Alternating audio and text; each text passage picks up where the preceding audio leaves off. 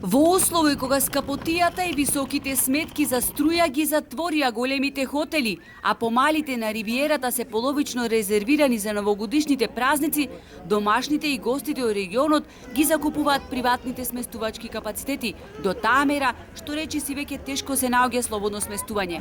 Ова говори дека Охрид празнично ќе биде полн, но државата наместо час поскоро да интервенира и да им помогне на хотелиерите, ги пушти низ вода сами да се снаоѓаат.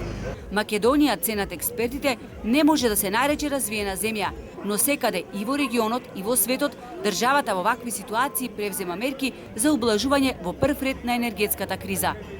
Таа е тој орган кој што треба да се вклучи во одржување во живот на овој дел од стопанството и без нејзина интервенција не би можеле да зборуваме за понатамошно обстојување на овој сектор.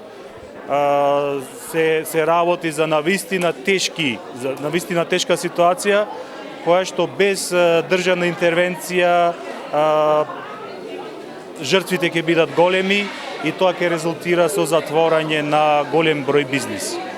Кога станува збор за помош од страна на државата, оставени сме на милост и немилост, вели охридскиот градоначалник, лут што за прв пат новогодишно хотелите останаа под клуч. Ако гледаме дека единиците на локалната самоуправа кои што се де факто дел од она што представува власт во Македонија само различно, тоа е централно, ова е локална власт, до 1 декември чекавме некаква си помош по однос на производството на електрична енергија, посебно во јавните претпријатија кои што живот значат, односно оние кои што го снабдуваат населението со вода, тогаш не знам како би очекувале хотелите или било кои други бизниси, некако све ни е закаснето. Цените на аранжманите се поскапени и се движат од 30 до 300 евра. Зависи кој што сака, но ние немаме есап да работиме, велат хотелиерите.